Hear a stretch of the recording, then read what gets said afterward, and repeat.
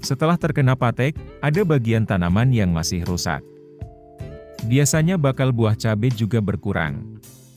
Untuk mengembalikan itu, kita butuh beberapa produk agar tanaman pulih dengan cepat, yaitu pupuk yang tepat agar kebutuhan tanaman tetap tercukupi.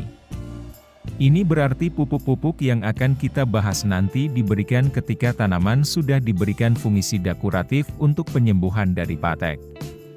Tapi pada prakteknya nanti, fungisida tetap kita gunakan sebagai pengendalian karena bisa saja jamur masih tertinggal di lahan.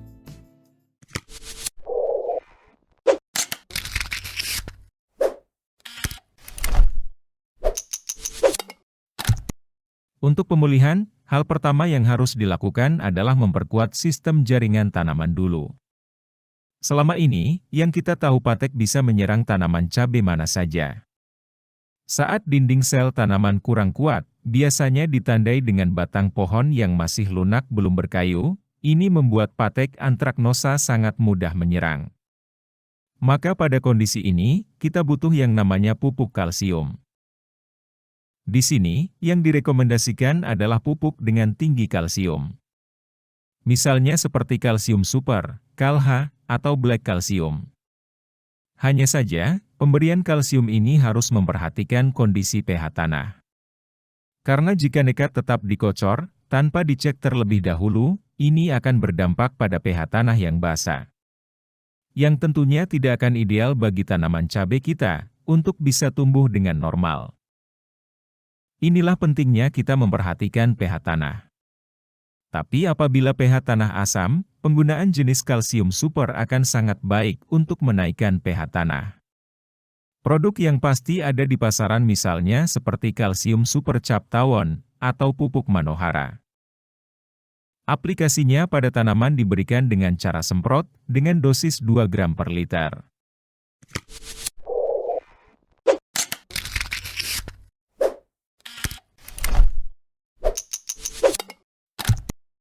Pupuk mikro diberikan melalui daun untuk menormalisasi kinerja enzim-enzim, dan merangsang pembentukan hormon-hormon alamiah bagi pembentukan sel-sel baru secara lebih cepat.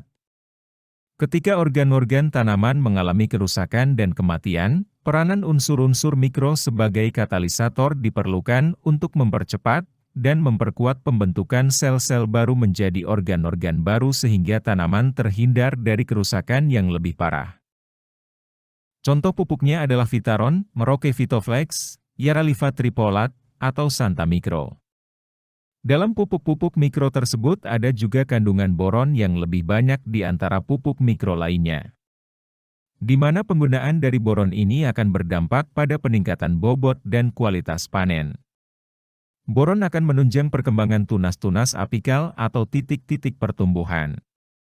Juga menunjang proses pembentukan putih sari dan penyerbukan bunga.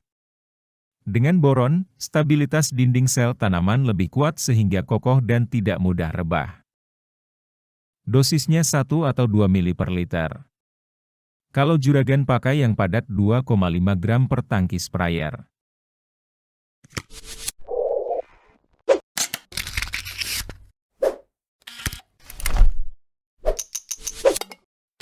Fungsi pupuk asam amino di sini adalah untuk membantu penyerapan pupuk yang sudah diberikan agar cepat digunakan oleh tanaman, baik pupuk makro ataupun mikro akan dibantu penyerapannya dengan asam amino ini.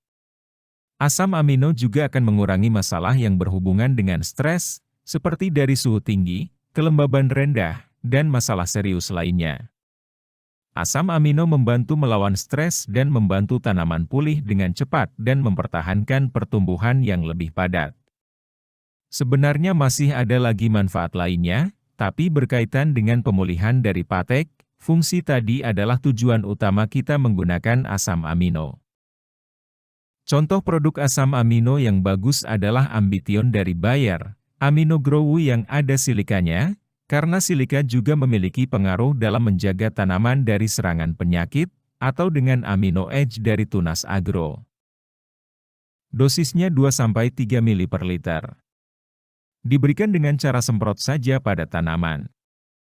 Karena kalau diberikan dengan cara kocor malah akan menjadi makanan bagi mikroba.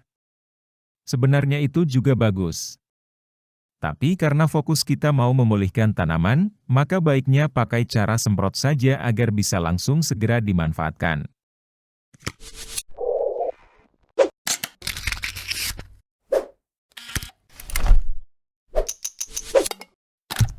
Setelah terjadi patek, banyak bakal bunga yang gagal menjadi buah. Maka dari itu kita berikan pupuk yang tinggi unsur P dan K. Pupuk yang baik untuk merangsang pembungaan adalah pupuk yang tinggi unsur P. Contoh pupuknya adalah MKP atau Kalinet. Untuk pupuk MKP ini banyak jenisnya. Bisa juragan lihat pada video ini. Fosfor di dalamnya akan membantu pembungaan cabai. Sementara kalium meningkatkan kualitas buah. Kalau dengan pupuk Kalinet, ada kandungan tambahan berupa boron. Seperti yang sudah dijelaskan sebelumnya, pupuk boron baik digunakan pada saat seperti ini. Pupuk tinggi unsur N dan P ini diberikan dengan cara semprot saja, untuk menghindari tanah yang terlalu asam.